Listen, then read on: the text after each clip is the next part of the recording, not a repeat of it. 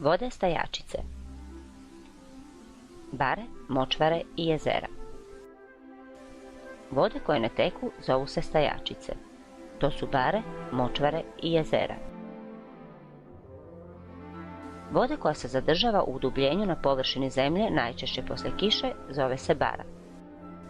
Veće područje preplavljeno vodom zove se močvara. Bare i močvare su vode stajačice pretežito u nizinskim krajevima Hrvatske. U našem zavičaju poznato je močvarno područje Pantan kraj Trogira.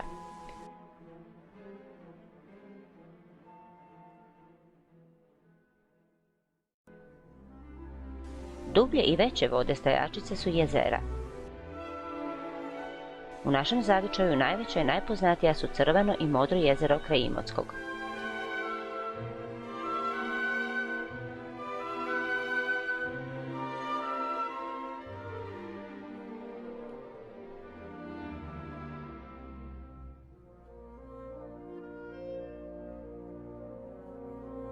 Vode stajačice su najčešće slatke vode, a krasi ih bujan, biljni i životinjski svijet.